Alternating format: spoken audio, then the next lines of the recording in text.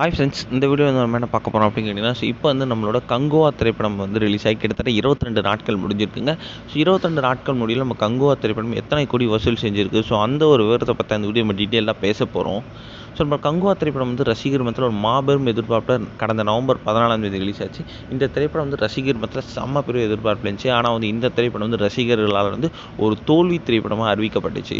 ஏன்னா வந்து இந்த திரைப்படம் வந்து ரிலீஸுக்கு கொண்டு போய் பேன் இண்டியா அளவுக்கு பெரிய ஹிட்டாகும் அப்படின்னு தான் சொன்னாங்க. ஆனால் வந்து இந்த திரைப்படம் வந்து விமர்சன ரீதியாகவும் வசூல் ரீதியாகவும் ரொம்ப பெருசாக பாதிக்கப்பட்டுச்சு அப்படின்னு சொல்லலாம்.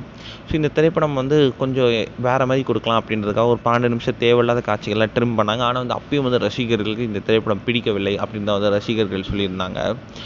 இந்த திரைப்படம் வந்து கிட்டத்தட்ட பேன் இண்டியா அளவுக்கு ஹிட் ஆகும் அப்படின்ட்டு படக்குழுவினர் ரொம்ப பெருசாக எதிர்பார்த்துட்டு இருந்தாங்க. கிட்டத்தட்ட வந்து 10,000 ஸ்க்ரீனுக்கு மேலே ரிலீஸ் ஆன முதல் தமிழ் படம் அப்படின்றதுனால வந்து கண்டிப்பாக 1000 கோடி அடிக்கும் அப்படின்ற மாதிரி வந்து நிறைய ஒரு விஷயம் போயிட்டு இருந்துச்சு. ஆனால் வந்து இந்த திரைப்படம் சரியாக போகாதனால வந்து கிட்டத்தட்ட ஒரு 2-3 நாட்கள் வந்து நிறைய தேட்டரில் வந்து இந்த திரைப்படத்தை தூக்கிட்டாங்க.